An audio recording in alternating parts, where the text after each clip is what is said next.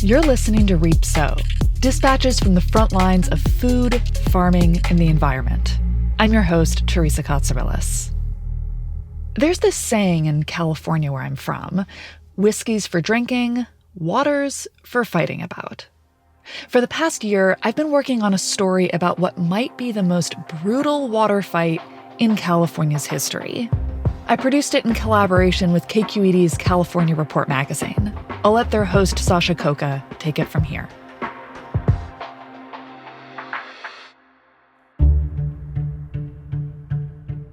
Seems California is always either running out of water or getting flooded by it. And when people hear fight over water, those fights can get really ugly really fast. California's water wars are back. The city of Coalinga is only a month away from running out of water. And I don't like the fact that I feel that I am a pawn in someone else's chess games. Whoever controls water in California has got a lot of power. You steal the water from the valley, ruin the grazing, starve my livestock. Who's paying you to do that, Mr. Mulray? That, of course, is a clip from the Oscar-winning 70s movie Chinatown with Jack Nicholson. It was inspired by one of California's most famous water wars, the fight between the city of Los Angeles and the Owens Valley. You're listening to the California Report magazine. I'm Sasha Khokha.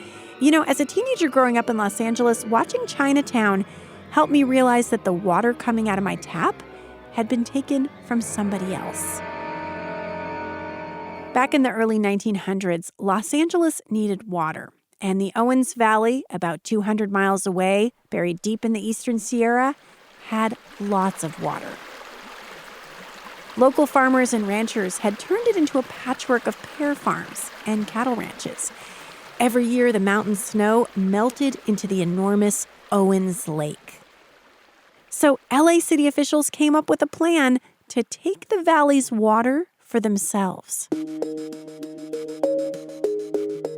Today, about a third of LA's water supply comes from the Owens Valley and from other parts of the eastern Sierra. And Owens Lake has all but disappeared. That water grab is the version of this story that most people know. It's the version I grew up with. But there's a lot more to it than that. It's also a story about a big city with big ambitions and how it quenched its thirst at the expense of native peoples. You got to learn the history. And if you really want to get down into the details, it'll really make your bones sort of chill. This week, we're going to head to the Bishop Paiute Reservation. It's one of several in the Owens Valley that the Nüümü people call home. Reporter Teresa Cotsirilos from FERN, the Food and Environment Reporting Network, is going to take it from here. Noah Williams learned what happened to the valley where he grew up in bits and pieces. I've always known, like from a very early age, that something bad had happened. As tribal people, we grow up a lot different. We are people who have experienced, a tremendous amount of grief, that anger, that sadness. Noah's dad, Harry, was a tribal elder with a sharp sense of humor. "Hey, look, there's our water," he'd tell Noah as they drove past the cascades of the LA Aqueduct, while Noah played with his toy cars in the back seat. Harry died a few years ago. And before he did, he told Noah this story about a drive they'd taken together along a dusty stretch of sagebrush in the valley many years before. Noah was almost a year old at the time. I guess I was on the car seat sitting in the back, and there was one of the famous giant dust storms from Owens Lake.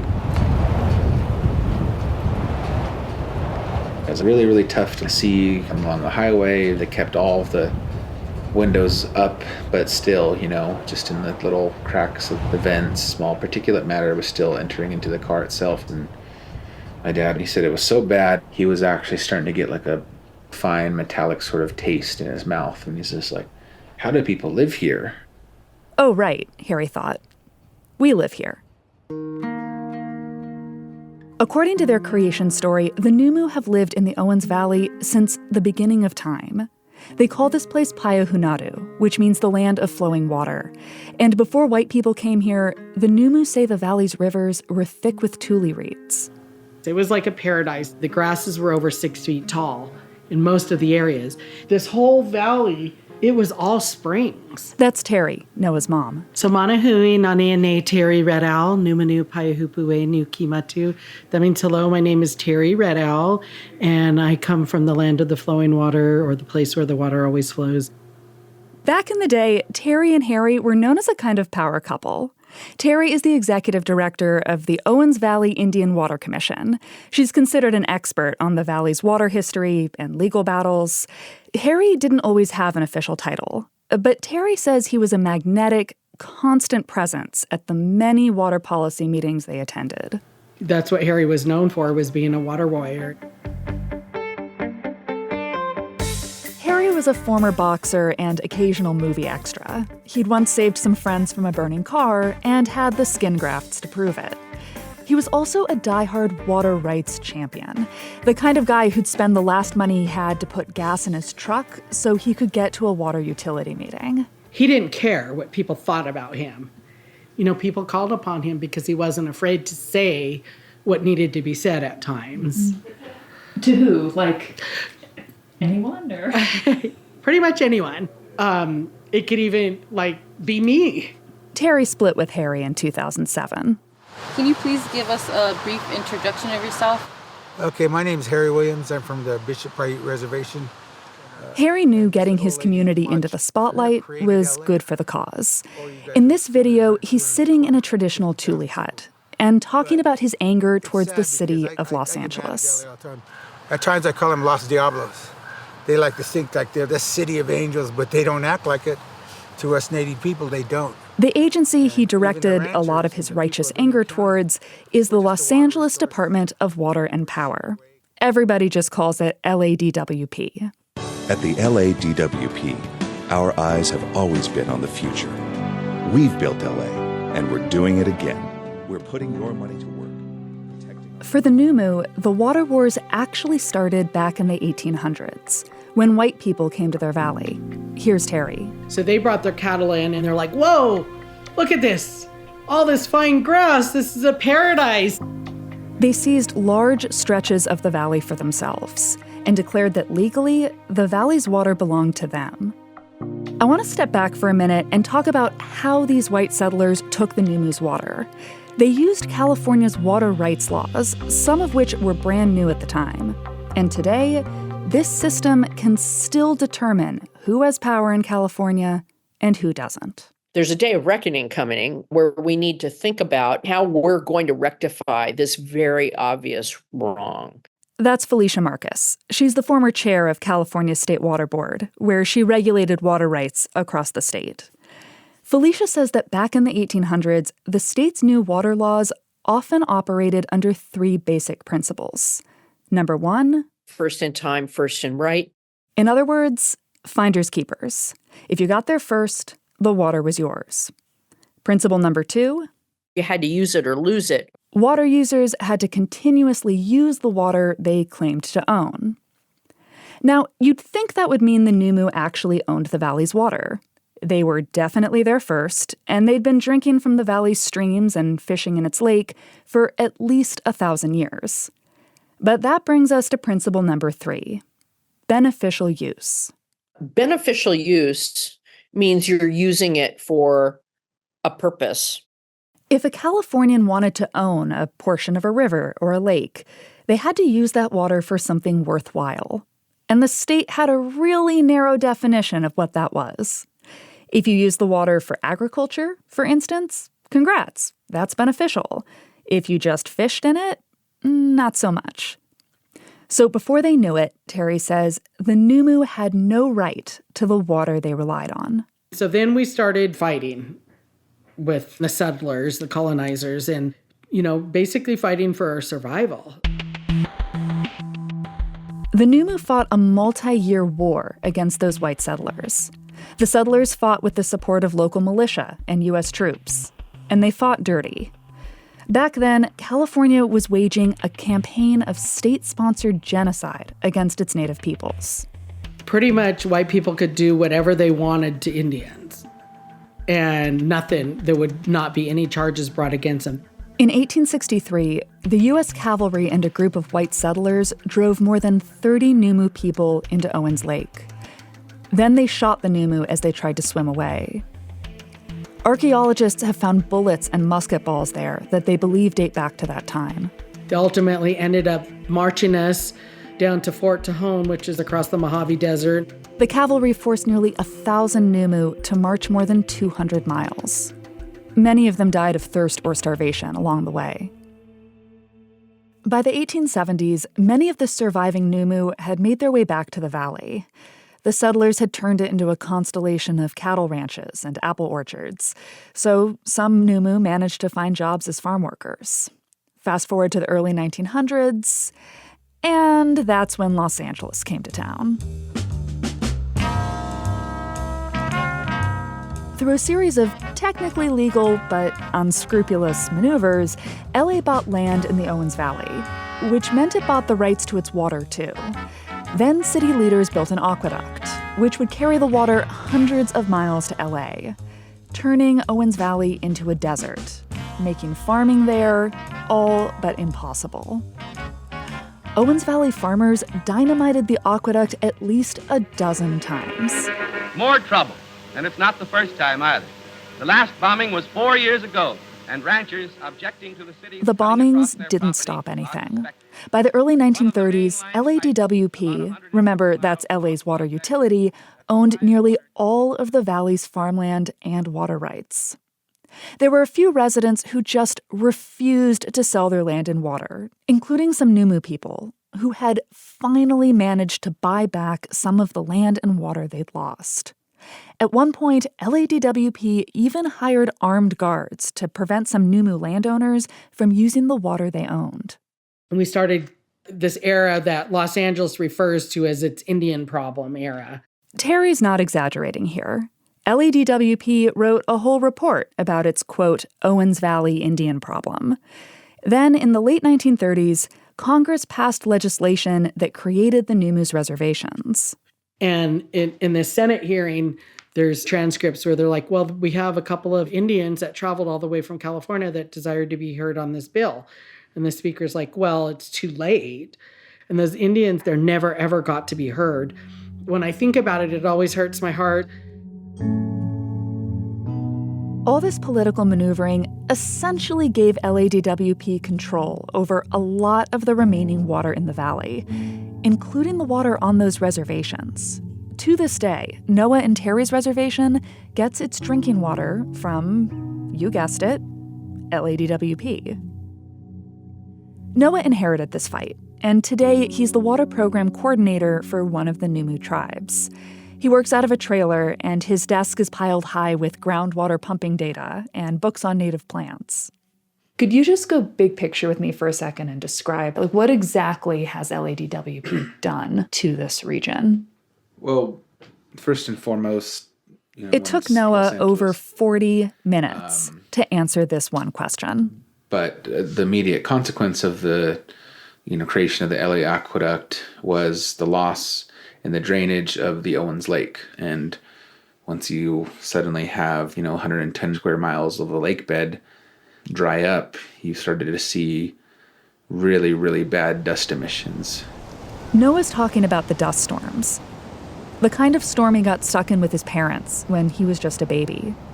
Turns out, that kind of dust was laced with arsenic and other chemicals, which can increase your risk of cancer.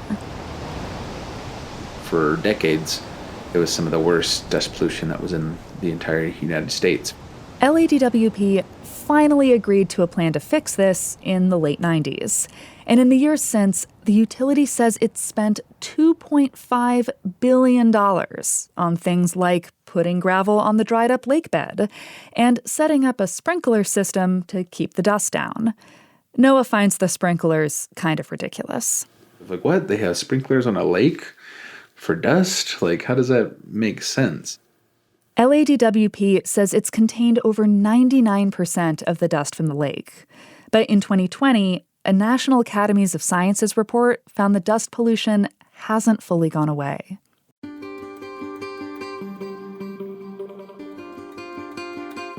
Noah's dad, Harry, got frustrated with the tribe's piecemeal wins and decades-long stalemates. So sometime in the late 90s, he started working on a new strategy, which was basically a moonshot. What if the Nüümü could win this game against LADWP in one clever move and get their water back for good? Yeah, right here. You see this little tree?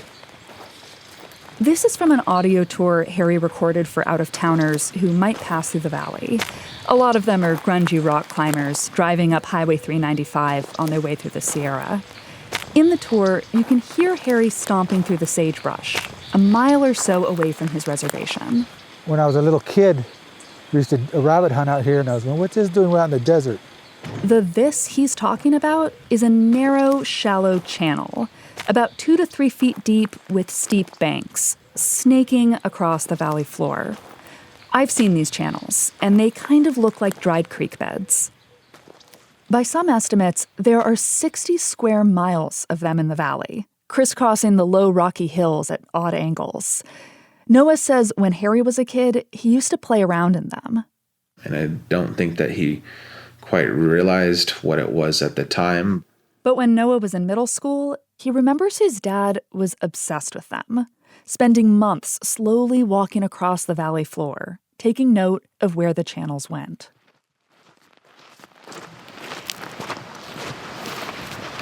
When did your dad start taking you out here? Like the mid to late 2000s. Noah and I are retracing Harry's steps, hiking through the sagebrush. Oh, so we're walking in the bed of it right now? Yes, this is one of the ditches. Wow. To an untrained eye, the ditch doesn't look like much. But when you know what to look for, there's just something funny about it. Noah says these dried-up channels sometimes follow a pattern, branching off of the valley's creeks like veins on a leaf. And there's a reason for that. These were not just natural channels, but ditches that were human-made. Noah and I are walking through what Harry suspected was a massive irrigation system, a sophisticated network of canals that stretched across the valley for miles. I think our people had learned that if you do spread the water around in areas that it wouldn't normally naturally flow to, you're going to be spreading the life. As it turns out, some Nüümü people had always known about these agricultural ditches. But it was Harry who went through the trouble of mapping and researching them, because he realized the ditches could have huge implications.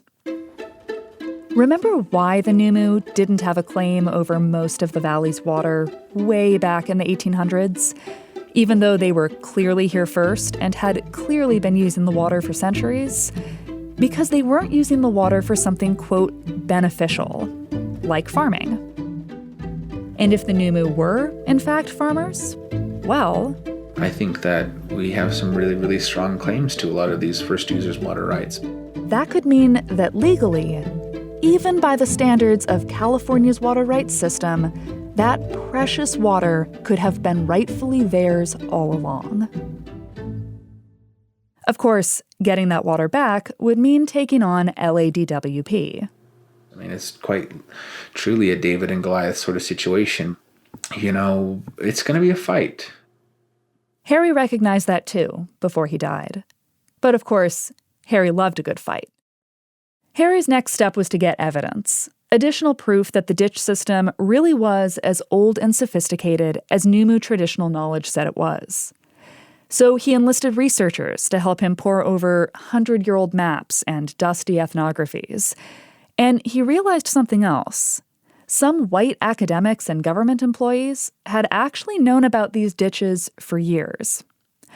In fact, when white people first made contact with the Nüümü back in the 1800s, they were impressed by the Nüümü's agriculture, writing about it in letters and newspapers. These people have made quite an advance in civilization. Whole fields of this grass are irrigated with great care.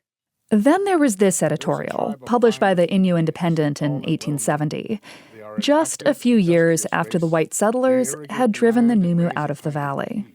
Many of the principal irrigating ditches now in use by the whites were originally constructed by the Aborigines. The op-ed explains how white farmers co-opted the Nüümü irrigation system and were using it for their own crops, which means that some settlers knew the Nüümü had a strong claim to the valley's water, even as they took that water for themselves.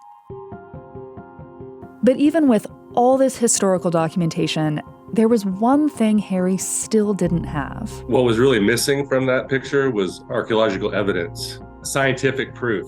Greg Haverstock is an archaeologist with the Bureau of Land Management, and in 2017, Harry reached out to him. He wanted scientific evidence that the Nüümü's irrigation system was as old and sophisticated as Harry thought it was. That could be really useful in a water rights claim with the state. We would just all jump into my truck. We would do a bunch of survey. We regroup and compare notes. Harry Williams died before the paper was published, right? Correct. I mean, growing up, like, he always kind of had a bit of a cough that just, as the years kind of progressed, by and by, they would get, worse and worse. When Noah was fresh out of college, Harry was diagnosed.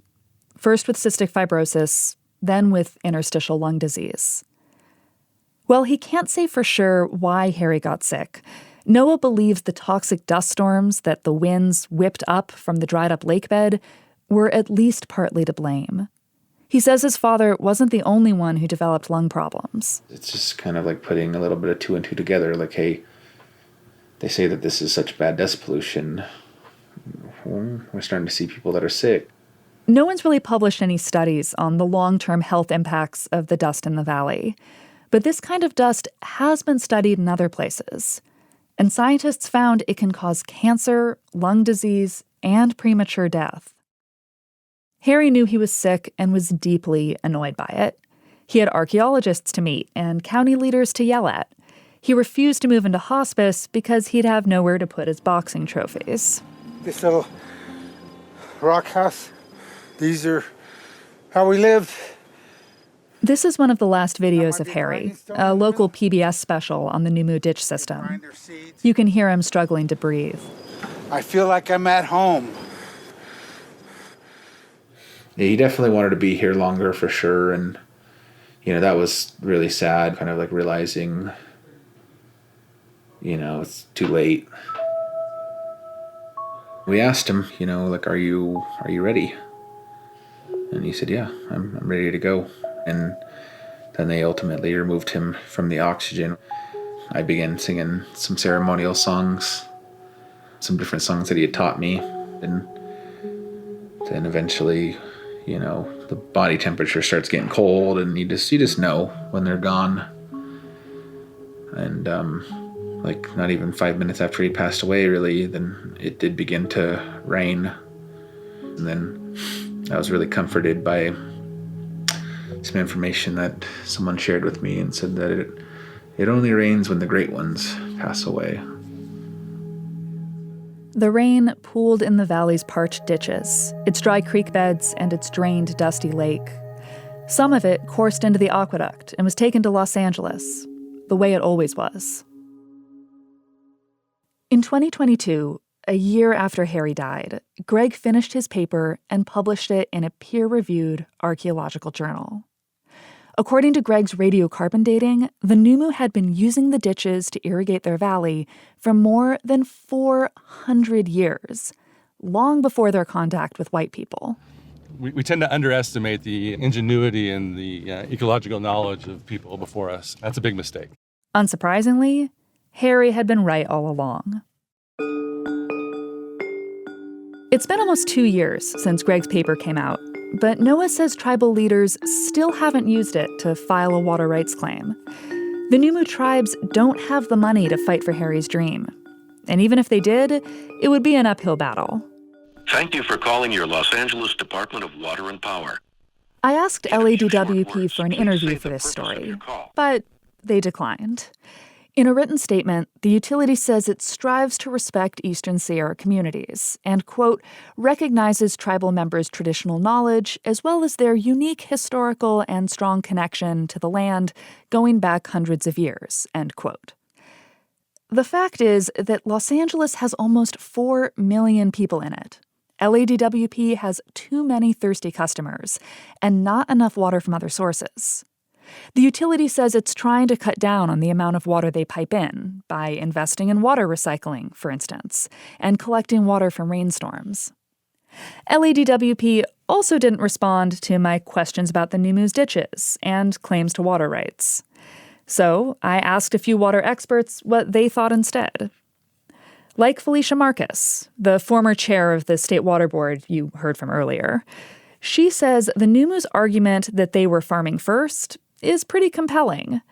But she also says there are plenty of legal roadblocks. It makes their water rights, in theory, very senior.